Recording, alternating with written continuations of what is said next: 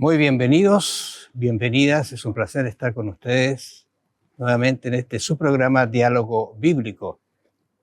Hace una semana terminamos de estudiar un maravilloso libro, 5 libros en realidad, los libros de los Salmos, maravillosos relatos, inspiradores, y siga estudiándolos.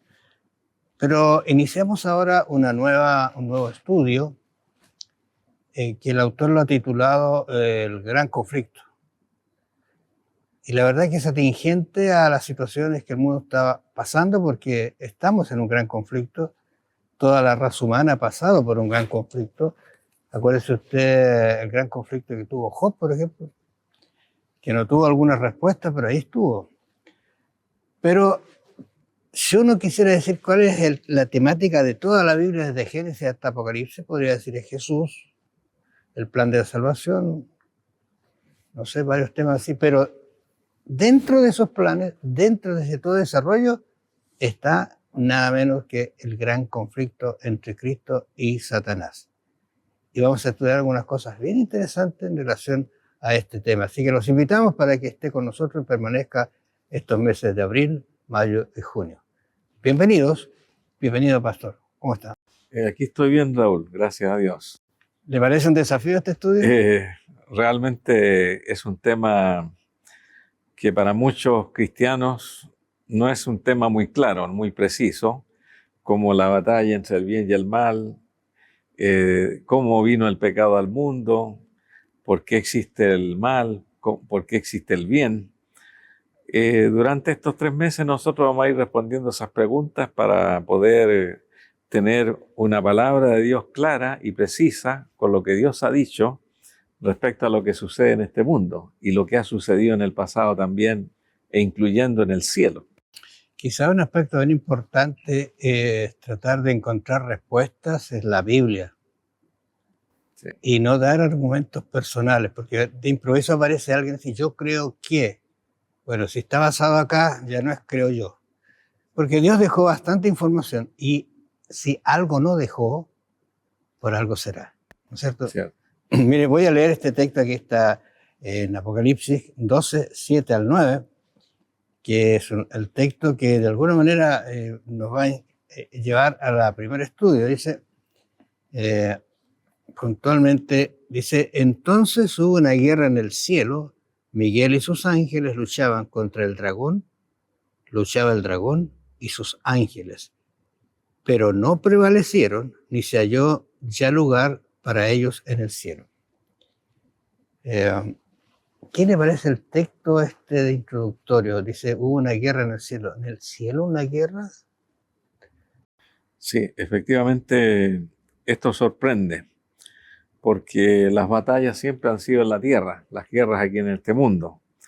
Sin embargo, el profeta está viendo algo literal que ocurre en el cielo, aunque hay algo de simbolismo dentro de todo el capítulo 12 de Apocalipsis. Él se traslada a presentar y a ver esta gran batalla entre Miguel, que es Cristo, que Miguel significa el que es igual a Dios, y también el dragón, que es Satanás. Hubo una gran batalla entre Cristo y Satanás, entre sus ángeles y los ángeles de Cristo contra los otros. Y no prevalecieron, dice el texto bíblico, sino que ganó la batalla Jesucristo. O sea, eso es interesante porque hubo un evento que no podemos nosotros ni siquiera imaginarnos, porque nunca hemos estado en el cielo. No sabemos cómo funcionan las leyes del cielo, cómo trata estos temas Dios en su eternidad, pero sí algo nos ha dejado. Pero a mí me interesa el hecho de que hubo una guerra, pero dice que no prevaleció. Sí. Eso significa que allí terminó en el cielo, pero el problema quedó. Fue arrojado del cielo. Claro, arrojado. Arrojado del cielo, y tampoco sabemos nosotros tan exactamente en qué consistió esta batalla, porque recordemos que los ángeles son seres espirituales, diferentes a nosotros.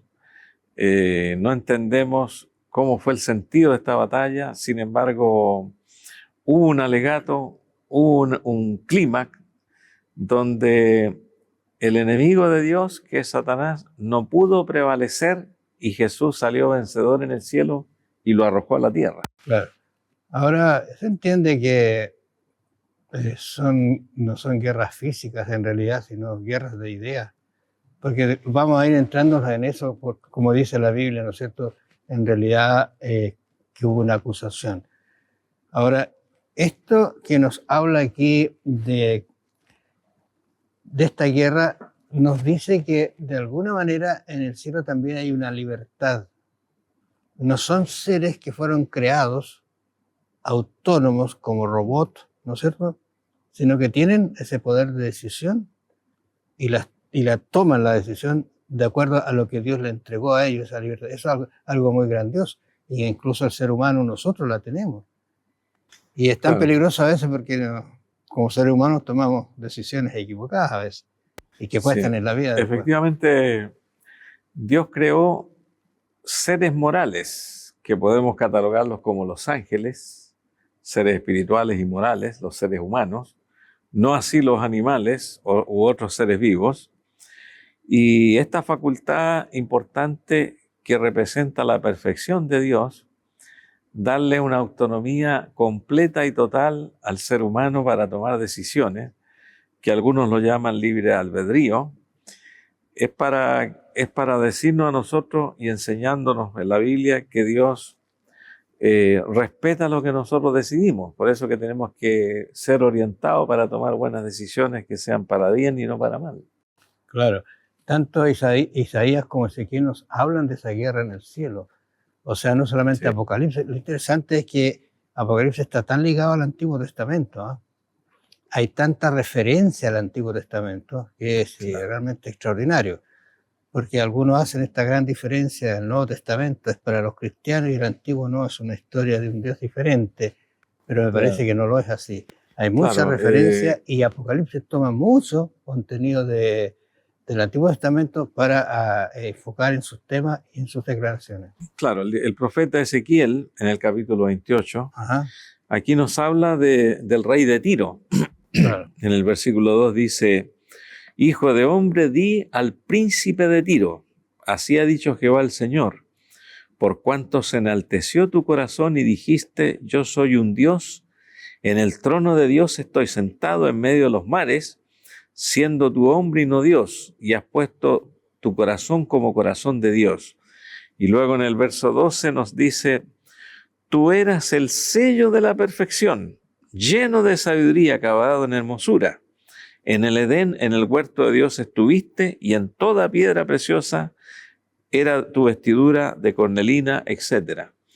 Es decir, aquí nos está diciendo la Biblia que Dios creó a un ser santo, un ser perfecto, diferente. El símbolo es el rey de Tiro, pero si uno analiza qué pasó con el rey de Tiro, no corresponde esta profecía al rey de Tiro, e inmediatamente se eleva a una aplicación a Satanás, al principal de los ángeles creados, al lucero de la mañana que dice el libro de Isaías, y que era perfecto. Por eso que Dios no creó a Satanás, Dios creó un ser perfecto. ¿Cómo llegó a ser Satanás? La Biblia también lo explica. Claro, Isaías dice, ¿cómo caíste, oh lucero, hijo de la mañana? Sí. ¿Cómo caíste? Es como decir, el profeta está viendo algo porque dice, se me reveló Dios, me habló Dios, y está diciendo, ¿cómo caíste? ¿No es cierto, lucero? Es como cuando uno reflexiona y encuentra una persona que es buena, perfecta, pero ¿cómo pudo pasarte esto? ¿No es cierto? Pero la Escritura nos dice que él en realidad, cortado fuiste en la tierra, tú que debilitabas a las naciones, ya empieza a dar algunas ideas, ¿te fijas? Sí. Tú que debilitabas a las naciones. Y cuando se habla de nación, se habla de un grupo. Interesante cómo la Biblia nos va describiendo y nos da tranquilidad, porque los temas que después vamos a estudiar van a ser muy apropiados a la problemática nuestra como ser humano, porque Claro. dice que Él fue echado a la tierra.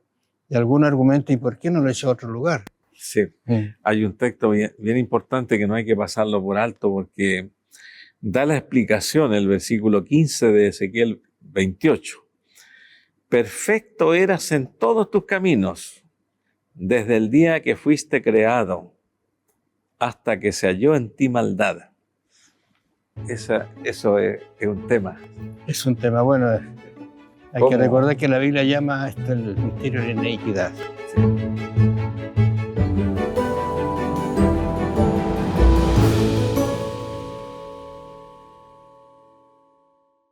En todo caso, cuando uno dice ese poder persuasivo que tenía, ¿no es cierto?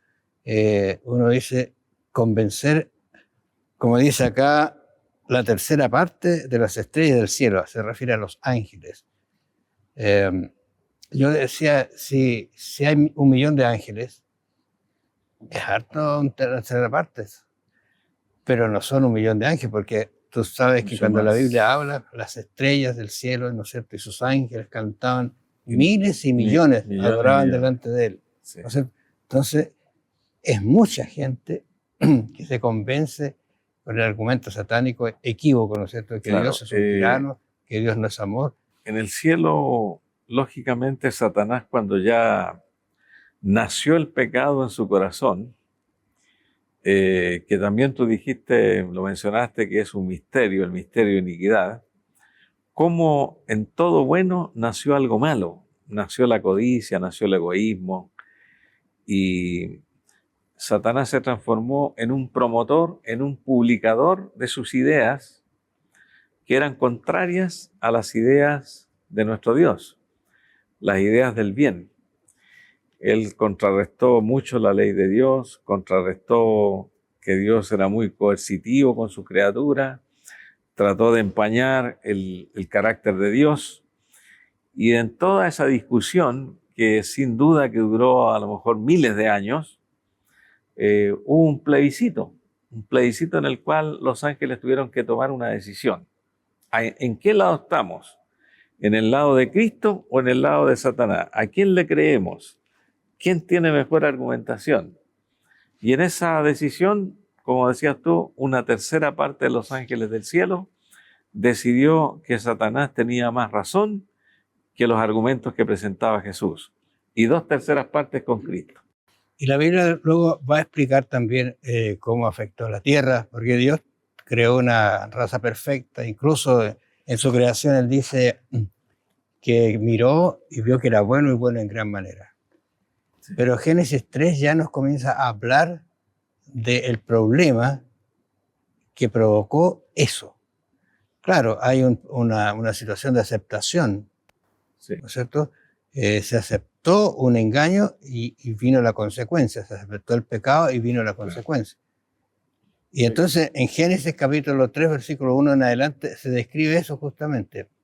Una situación que quizá no nos imaginamos cómo fue, pero en seres perfectos también entra el problema. ¿No? Bueno, en Génesis tú sabes que Dios dejó el árbol de la ciencia del bien y del mal, Génesis 2:15, que representa un desafío para el hombre tomar una decisión. ¿Cómo del fruto prohibido no lo como? Dios le dice que no lo comiera porque moriría. Pero el hombre tenía la libertad de desobedecer a Dios, y ese árbol tenía ese propósito. Mientras no comiese ese fruto, se mantenía la lealtad a Dios. Pero si comía, desobedecía y caía allí en desgracia. Esto lo puso Dios porque en realidad este conflicto del cielo pasó a la tierra. Ahora, si Adán hubiese vencido, no estaríamos en la condición en que estamos hoy día. Pero Adán cayó ante esa prueba. Comienza hablando Génesis de una serpiente, ¿no es cierto? Que la Biblia después la va a catalogar también como el engañador, ¿no es cierto? La serpiente antigua, ¿no es cierto? Dice que era hermosa más que todos los animales. Y fíjense que la pregunta que hace Satanás, y eso es lo que uno debería tener en cuenta porque nos va a ayudar a entender algunos conceptos para enfrentar al enemigo, porque hay un enemigo que va a estar presente. Dice, con que Dios os ha dicho, y aquí viene una verdad mezclada con error, ¿no es cierto? Aunque Dios os ha dicho, no comáis de todo árbol del huerto.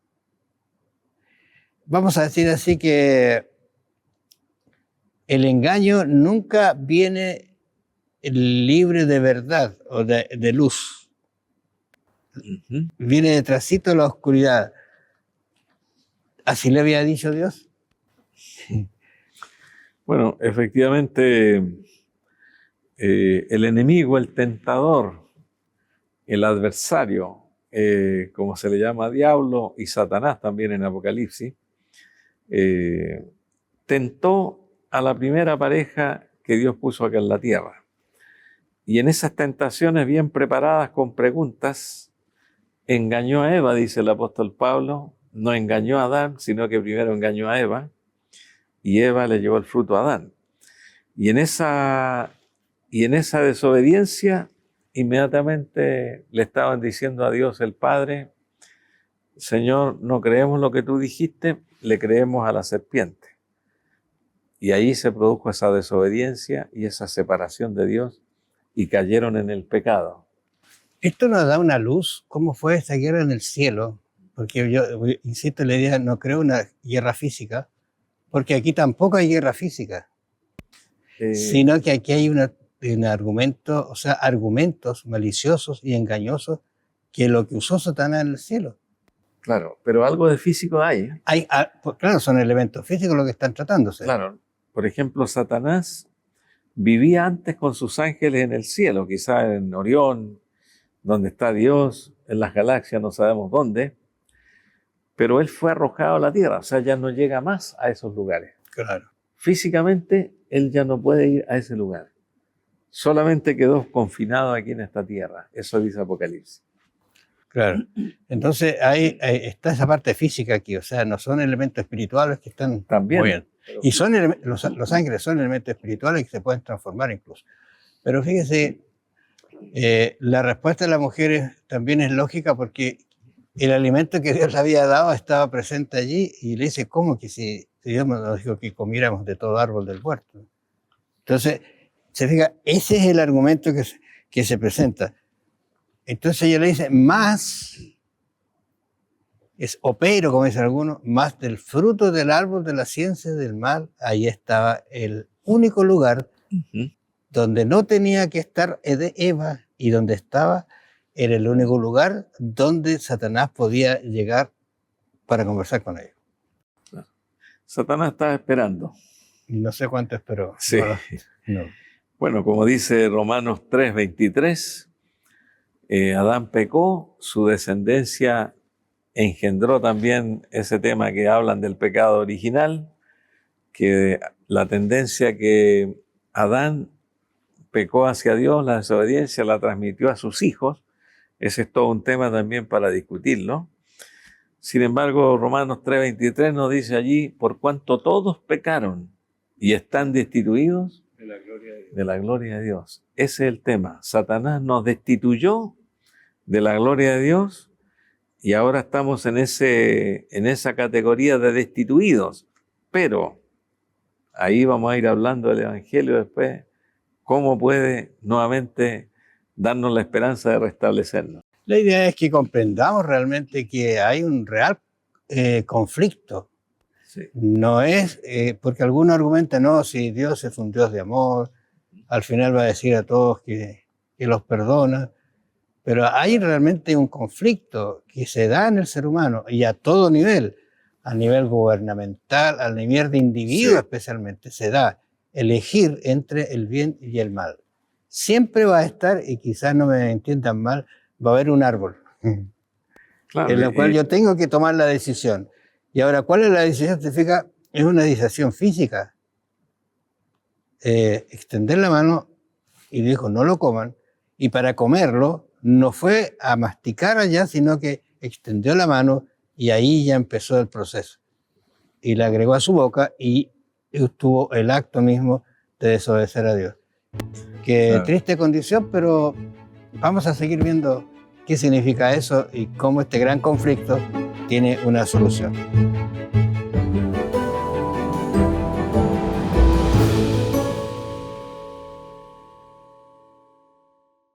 Cuando uno mira, Luis, estas escenas que hemos visto aquí de Génesis, pero se encuentra con un texto que está iniciándose el problema, que es Génesis 3:15. Ese sería motivo de analizar a las personas, cada uno, qué significa ese lindo texto. que dice, enemistad pondré. Siempre he pensado yo que bueno que Dios puso enemistad, que sintaba algún recelo por ir a tomar el árbol, de dar ese paso equivocado. Claro. Y eso está en la mente del ser humano, pero somos tan obstinados, porfiados, desobedientes, que después nos arrepentimos, pero aún así Dios nos perdona. Enemistad pondré entre ti y la mujer, que es la iglesia, ¿no es cierto? Claro. Entre tu simiente y la simiente tuya. Y allí viene lo maravilloso, porque esto te va a herir. Claro, vas a tener un problema, vas a tener a lo mejor, no sé, un brazo menos, un tobillo menos, pero no te va a matar. Pero sí Dios va a dar una muerte mortal por decirlo de alguna manera, hiriéndolo en la cabeza. Claro, Génesis 3:15 nos habla de la primera promesa que Dios extendió para salvar a la raza humana, la promesa de poner esa enemistad entre la serpiente y la raza humana, los descendientes de la mujer y los descendientes de la serpiente. Y sabemos que esa promesa estaba hablando también indirectamente del futuro Mesías, que sería el vencedor. Tú le herirás en la cabeza. Y también limitó a la serpiente. La serpiente puede molestar en los pies. Dios no hizo esto incluso fue una bendición eso, porque por haber cometido pecado, Dios podría habernos dejado enteramente en manos de Satanás. Pero gracias a la misericordia de Dios y a la gracia divina, Satanás está limitado por palabra de Dios y más limitado por el Mesías, que es nuestro Señor Jesucristo, el cual es vencedor del enemigo en el cielo, como ya lo vimos, y también nos ayuda en las victorias aquí en la tierra. Pablo habla de estas situaciones también, ¿no es cierto? Porque él reconoce que el conflicto está como nosotros lo estamos estudiando, el conflicto está, pero ahí, por ejemplo, si tú tienes 2 Corintios 5:21, ¿qué nos dicen estos textos en la inmensidad del sacrificio de Cristo? Yo veo que aquí hay algo que uno no debe comprender, porque mientras leí esto, yo me imaginé el cielo a mi manera, digamos, en esa eternidad, ¿no es cierto? Discutiendo este tema. Porque, ¿qué es lo que dice? Que esto se discutió antes de la fundación del mundo. O sea, el problema se visualizó, se buscó una solución. Y esta es la solución más sabia que se encuentra si uno la analiza desde el punto de vista incluso humano, que es muy corto de vista, por decirlo de una manera. Claro. Adán, como dice Romanos 5:12, el pecado entró en el mundo por un hombre, y así como el pecado entró por un hombre, también la gracia entró por otro hombre que se llamaba Jesucristo. Y Jesucristo pasó a ser el sustituto, el representante de la raza humana, el que vencería finalmente a Satanás. Porque de todos los seres humanos, como leímos en Romanos 3:23, todos pecaron, destituidos de la gloria de Dios. Ya no podíamos enfrentar a ese poderoso enemigo. Pero aquí en 2 Corintios 5:21, que tú mencionaste recién, al que no conoció pecado, Dios lo hizo pecado para que su justicia de Dios fuese hecha hacia nosotros. O sea, Él cargó el pecado que nosotros debíamos llegar y la justicia de Él fue pasada a nosotros. Y esto es extraordinario por una razón muy simple. Yo me voy enseguida al Antiguo Testamento. Tú recuerdas que el sumo sacerdote entraba una vez al año. Sí. Él hacía sacrificios por su vida, por sus pecados, Claro. y luego entraba y había un silencio sepulcral, voy a decir así, porque si ese hombre no salía, sus pecados no eran perdonados. El sumo sacerdote. Y por eso que tenía incluso unas campanitas que sonaban y era alegría cuando él salía. Pero ese lo hacía así, mostrando lo que iba a ser el sacrificio de Cristo y su entrada en el santuario celestial. Cierto. Él ahora, ¿no es cierto? Como decía Corintios, él dice, tenemos... Al que no conoció pecado. El que no conoció pecado. Y Pablo nos habla de... lo hizo pecado. Pero se hizo pecado y ahí está lo grande, por nosotros. Por lo tanto, hay un camino abierto, hay un sendero maravilloso para andar por el camino del bien. Y si tú hubieses pecado, dice Pablo, ¿no es cierto? Abogado tenemos para con el Padre. ¿Qué abogado? El que conoció el pecado, el que se hizo por nosotros pecados. Así que nos conoce y sabe cómo defendernos.